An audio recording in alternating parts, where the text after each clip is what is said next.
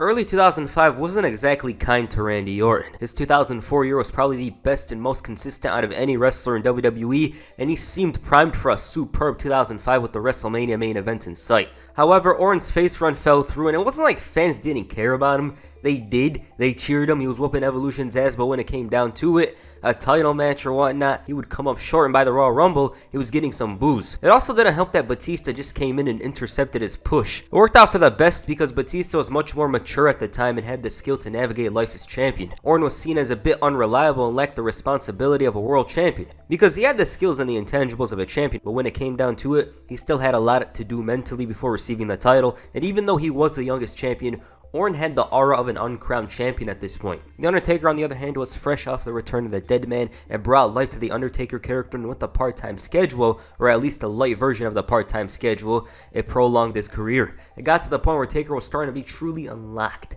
He used to be saddled with wrestlers greener than a tree leaf, but now, that's a different story. On the February 28, 2005 episode of Raw, Randy Orton discussed WrestleMania with superstar Billy Graham. He praised Orton for WrestleMania 20 and his victory against Mick Foley. However, he preferred if the Legend Killer would go out there where no other wrestler has gone before. It was all about being unique, different, and special. Orton, though, was thinking the exact same thing, and this came at a perfect time.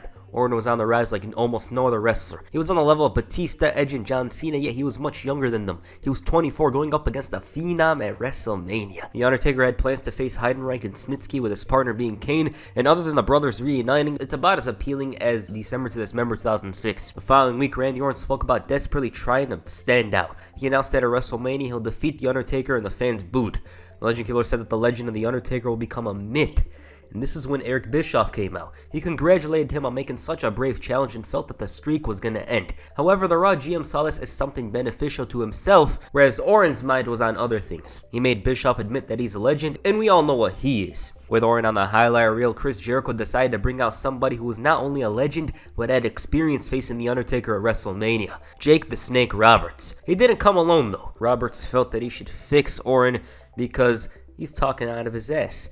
Because he respected his father so much, he told him to not bite off more than he can chew. The Legend Killer understood that facing The Undertaker is a lot more than winning or losing. Many have lost to him and felt cold and empty. Hell, Jake himself knows a thing or two about that. This was something Orton refused to be afraid of. He didn't want to go down the road others have and promised that at WrestleMania, he's gonna beat The Undertaker and he will have made a bigger impact than Jake's entire career. Roberts wanted to show him 12 feet of impact when they had a brawl. Orton drops him with the RKO and stands on top. Later that week on SmackDown was a contract signing. It seemed as if Orton was mesmerized by the legend, the myth of The Undertaker, because as you know, this was one of their first meetings. Orton met Taker before, but he certainly didn't lock eyes with the dead man. The Legend Killer admitted that he has all the respect in the world for The Undertaker, but said that soon he'll be 12-1 at WrestleMania. He refused to be afraid like the others. Hell, he even said that when Undertaker faces him, he's facing somebody like no other man.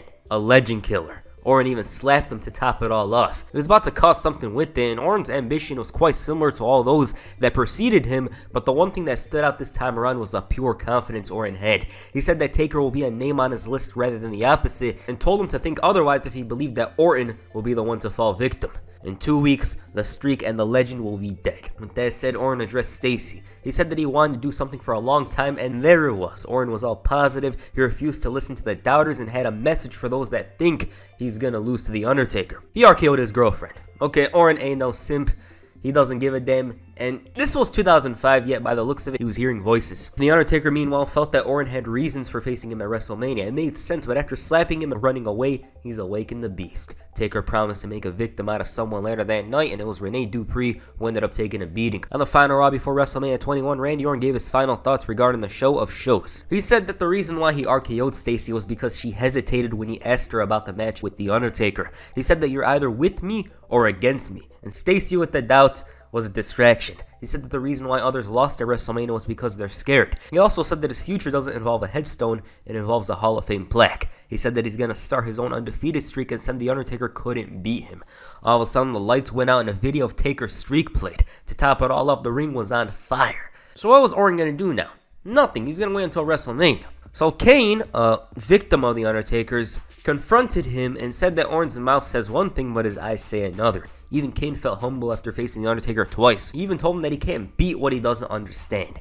He said that Orton's got 6 days to prove what's up. Now, Orton's arrogance and pure ignorance brought his father to SmackDown. He couldn't get to his son and bring him a sense of clarity towards what he's getting himself into. The Undertaker, though, was prepared for a fight. He said that when he told Orton to go out there and try to fight the biggest and baddest guy, he didn't expect him to go about it like this. He showed great respect to the Undertaker and held himself responsible for Orton's actions. After what Taker did to Rene Dupree, he realized he had to do something about it.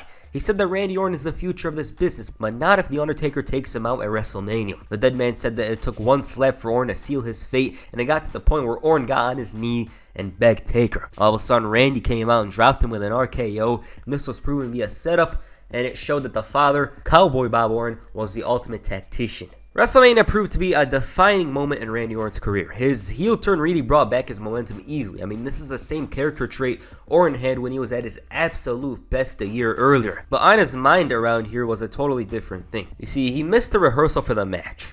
And I quote, "I was 24 and I was a little bit of a back then. We have the Hall of Fame in WrestleMania. The day of the Hall of Fame that morning, we had rehearsal. It was my father, John Laurinaitis, Ricky Steamboat, I believe Mike Chioda, and Undertaker were part of rehearsal. There's a sixth man who was supposed to be there. It was me. Let's just say I got into some trouble and didn't get much sleep. Just in case my kids are watching, this is my second WrestleMania. I'm 24. I've been given the world. My dad is there. Taker is there. I got down there just as they were finishing up and walking out. I worked with the Undertaker for a year, and it started out with me missing rehearsal for the biggest match of the year. A lot of people may have opinions of me about early in my career, but nobody considers myself more of an asshole than I do. I should also note that The Undertaker didn't tell Vince about this, otherwise who knows what would have happened to Orton's push. That said, watching the match, it's like Orton was there during the rehearsal. He brought it and then some against The Undertaker. For me, yeah, it was the best streak match up to this point, no doubt about it.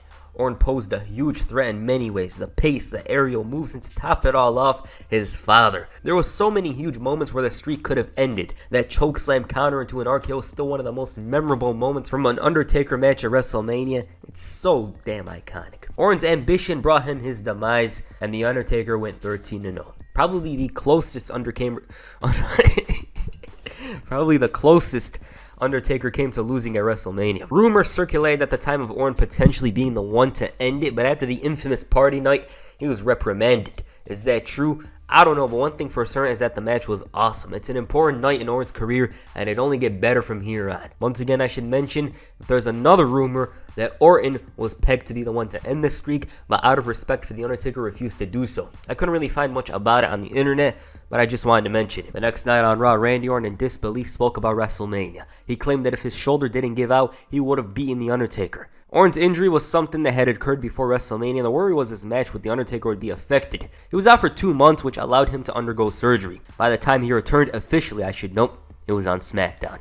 On the June 16, 2005 episode of SmackDown, The Undertaker was set to face JBL in a no disqualification match. During the match, Randy Orton made his return and dropped The Undertaker with an RKO, costing him the match. Orton then revealed that he was a draft pick and said that Taker better get used to RKOs. The Legend Killer was in much better condition than last time around, but his return was delayed for a month. Similar to last time, he dropped The Undertaker with an RKO and cost him a title shot. The reason why I attacked him was because he wanted to beat him. It was as simple as that. He refused to rest until he's on the list of legends he beat, and he wanted an answer right now for SummerSlam. The lights go out and he addressed Orton from somewhere. Taker accepted the challenge and said that he'll rest in peace. With SummerSlam on the horizon, Teddy Long wanted to bring somebody familiar with The Undertaker to face the Legend Killer. He wasn't exactly happy about the opponent being a mystery, as this was Orton's first match since April and his first match back on SmackDown. His opponent ended up being Kamala. The Legend Killer was somewhat fazed by this, but didn't allow it to hurt him. He won the match, but afterwards The Undertaker sent a message. He did it again the following week, but it was a little different this time around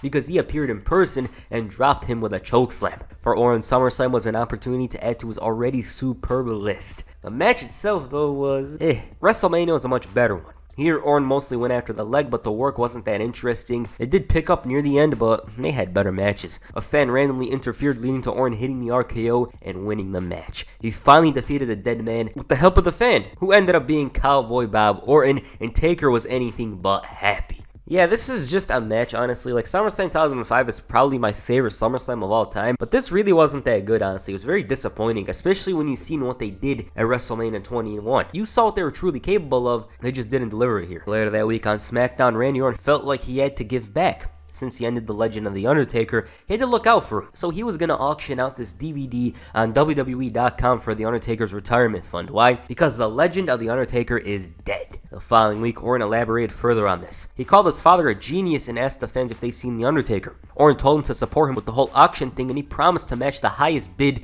and bring the proceeds to SmackDown next week. Orton even invited Undertaker to come and take the proceeds himself. He did show up, but it clearly wasn't for the proceeds. Damn, I said that word a little too much. He said that at SummerSlam, Randy and his father had all their fun.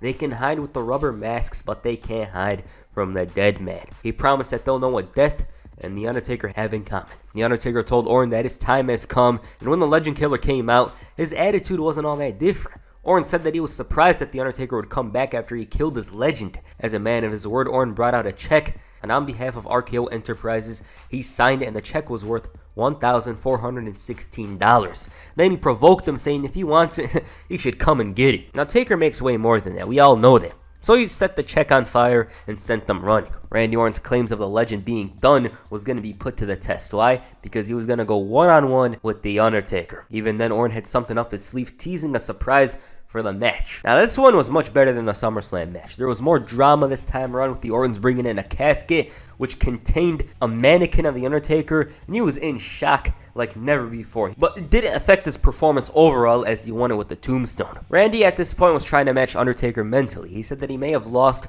but in his eyes, he won. He said that the moment The Undertaker saw that casket, that mannequin, he saw himself. Now, little did Orton know at this point. He claimed that The Undertaker had fear because he saw into his future, and the fans were starting to go crazy for obvious reasons. Orton's talking, he's shouting at them to shut up, and then he realizes what's up. So he stares into the casket, and like Finn Balor's push recently, Undertaker emerged from the dead. The mind games Orton was talking about were clearly inferior to what The Undertaker was capable of. Soon enough, Cowboy Bob Orton had to face the dead man. His son was facing The Undertaker at No Mercy, so I wanted to take care of him before the match. This ended up being a setup, and the duel gave everyone a preview of the show. Bob Orton did not win despite the attack, and The Undertaker rebounded to win it. On the final SmackDown before No Mercy, The Undertaker gave the Ortons a preview of No Mercy, bringing out a casket. Randy was horrified, and then to top it all off, he appeared in the ring. With regard to the casket match and No Mercy, honestly it wasn't that good. For one, it was a handicap match, and two, it was a casket match, so it was going to be hard to do this one. The match was plotting and just something you hoped would end. It was pretty damn long. Getting Bob Orton in the casket wasn't a problem for The Undertaker. It was Randy who was an issue. For the Ortons, The Undertaker was constantly knocked down and would get back up, but two men ended up overwhelming him, and the Ortons won it. It dragged on a bit. 2-on-1 wasn't going to be an amazing match, but it is what it is. After the match, Randy decided to make it personal. I mean, they're already personal, but consider this personal premium. He destroyed the casket and doused it in gasoline. He was promising the final nail in the coffin for The Undertaker, and in his eyes, this was going to end the legend, the myth of him. So he set it on fire. Taz was losing on commentary, and for Orton, he was off to other things. Later that week on SmackDown, the Legend Killer talked about the events of No Mercy. The crowd didn't want anything to do with Orton in light of his actions, and he said that he did the impossible on Sunday. He destroyed the legend of The Undertaker, a 15-year legacy gone buried. Orton also insulted the fans who were waiting to see The Undertaker, and he then focused on the World Heavyweight Championship. Now, at the time, there were rumors of a Buried Alive match with Orton. Legend Killer had nothing planned for Survivor Series and made sense, and in addition, he had lost his Survivor Series qualifying match. So the team was stacked. He was clearly going to do something because he was on the show every week. Unfortunately, Eddie Guerrero passed away on November 13th. His tragic death brought a change of plans. Orton was added to the match as a final participant, and his performance during the match was elite. He won it for SmackDown, and the roster had him on their shoulders. Then the lights went out, and it was clear who was coming. Orton was doubting it, but deep down he knew he couldn't kill what was already dead. The casket gets burnt up, and Taker just pushes the lid, and he's back with a beard and a vengeance. He dropped the SmackDown guys. Matt Hardy refused to take a tombstone and made a run for it, which led to a punishment from those in the back. And even though Randy Orton left unscathed, he was next. Amazing return, definitely one of Undertaker's best, and it marked the beginning of his best pure striker run, which was my favorite of his. Later that week on SmackDown, The Undertaker came to the aid of SmackDown, I guess. From out of nowhere though, Randy Orton came in and hit the RKO. He went looking for a weapon when he sat up. Once again, the numbers got to him, and Orton ended up doing it again. He sat in Eddie Guerrero's lowrider and backed it up into the Titantron, causing an explosion. And for Orton, he once again took out the legend, and in his eyes, he thought The Undertaker was gone. It was kind of sad seeing Eddie's lowrider get destroyed because they'd been honoring him, this and that, and it was just a bit unfortunate. But with that said, once again, Orton showed that he's the most despicable heel out there. Even Triple H wasn't doing this kind of stuff at the time. Randy Orton said that what he did to Undertaker speaks for itself. He told the fans that The Undertaker isn't going to rise from the ashes tonight. No, his legacy is killed, and he did it. The only phenom in the WWE is him. Orton wants something to show for all this. A title match. Legend Killer was an impatient man, and he was going to go to Batista's locker room and ask. If he doesn't accept, he'll spit in his face. After beating Matt Hardy later that night, Randy Orton was met with his rival. The Undertaker greeted Orton and asked if he thought he killed him, and tried to make a run for it, but Taker blocked the exits. He asked if Randy felt safe and told him that his destiny is right before his eyes. Randy tried killing him, but he's the one who does the killing. He realized there was no way out, and the Undertaker told him where he's going. He said that he's going straight to hell, and a cell. And upon hearing this, Orton knew that his destiny was sealed. Teddy Long confirmed the match because Undertaker's secretly the general manager, and Orton's out here talking about Batista. He's like, oh, I'm not messing with The Undertaker. Hell in a Cell, Armageddon, the match is on. The following week, Randy Orton called out The Undertaker. He said that it was unfair and admitted that he was this close to snapping. He then began messing around with the title and tried, and Orton wanted him now. He said that he didn't want Hell in a Cell. He wanted to finish it tonight. Orton was begging him, and then a video of Undertaker inside Hell in a Cell played, and the man lost it. The man was losing it, and Taker told him that he's on the fast lane on the highway to hell. Orton was trying to gain his composure, but when he was seeing things like this, it was like staying out of trouble at the time. It was almost impossible. A while later, he was looking at things again. Orton admitted that he got him and was going to make a run for it, but then his car drove off by itself, and Josh Matthews became The Undertaker for a minute. On the final SmackDown before Armageddon, Randy Orton was prepared to do something huge. First of all, he was going to see a sports psychologist. Orton explained things to that doctor, and it got to the point where that doctor wanted Teddy Long to call off the Hell in a Cell match. Randy Orton, meanwhile, congratulated Batista and told him that he's #1, and he also held regret in them never facing off. Orton admitted that this wasn't easy, but it was something that he had to do. He said that nobody could kill the legend in The Undertaker, and Hell in a Cell shortens careers. He refused to allow it to happen to him, and he had a choice to make. 4 years from now, he could be sitting in a wheelchair, all because of the Hell in a Cell match with The Undertaker. They said that it was going to be like no one else and go out on top. So what was this about? Randy Orton announced his retirement from WWE. So at this point, other than WWE, he could show up as Keith Orton in TNA. He had a choice, and now it's to kill a legend, his own. All of a sudden, Teddy Long came out and said that Orton has a commitment to himself, to SmackDown, and to all the fans out here. He threatened legal action if Orton didn't show up at Armageddon, and the Legend Killer felt that Teddy Long didn't understand a thing and would prefer to sit in court rather than have the Hell in a Cell match. As he's walking away, The Undertaker came out. Orton was begging him, saying he didn't want to fight, and all of a sudden, a druid stood on the ramp. The Undertaker was confused, and to top it all off, the druid brought out the urn. He revealed himself, and it was Cowboy Bob Orton. Randy took advantage of the distraction and low-blowed him and attacked him. Orton was confident and poised to drop him ahead of Sunday, and he did just that with an RKO, but The Undertaker sat up. So he knocked him down with a chair, and this attack left the dead man, The Undertaker, a bloody and battered man. To top it all off, Orton dropped him with the urn and told him that he'll see him Sunday at Armageddon. That was a nice segment. I love the build of this match. What it comes down to is Orton's confidence, his drive. He's screwing him over. That's basically what it comes down to. He doesn't know what he's messing with. These guys have told him for several months not to mess with The Undertaker, yet he's still doing the same exact thing that the others were warning him about. Orton convinced everyone that he's finished like Ric Flair in 2008. He had the facial expressions down, the walk, the look in his eyes, but he was more than prepared for Hell in a Cell. Randy felt that The Undertaker's power was in his hands, and similar to his previous self, he showed no fear. And of course that's all talk, because when the door shut, it was a different story. In the beginning, Orton was all about running away. Slowly, he was gaining confidence and composure, but Taker, of course, had experience in this match. He busted Orton up, and The Undertaker was punishing him, and it got to the point where Orton had to fight to survive, and even then, The Undertaker was still in control. But from out of nowhere, the Legend Killer struck with an RKO. At this point, it was more back and forth. Cowboy Bob Orton got involved from the outside, and The Undertaker showed him what Hell in a Cell is all about. He ended up bleeding, which was terrible. Why? Because he has hepatitis C. John Laurinaitis, who was probably busy scouting a woman, allowed him to go out there and bleed in a match with The Undertaker. Taker hit the chokeslam on Orton, but he had his foot on the rope, and the Legend Killer's opening came with a low blow and a steel chain. He dove through a table, but it still wasn't enough. The Undertaker bounced back with the last stride, but ended up taking a tombstone from Orton. Still wasn't enough. The Undertaker sat up, Orton's father comes in, the distraction didn't work, and Cowboy Bob Orton took a tombstone. Then The Undertaker hit it on Randy Orton to win. Awesome match. It provided a great ending to the feud, and it made sense for The Undertaker to beat him. He's been screwed over, burned alive, crashed into the SmackDown stage, and every time he comes back. This Hell in a Cell match isn't the best, but it's certainly another good one.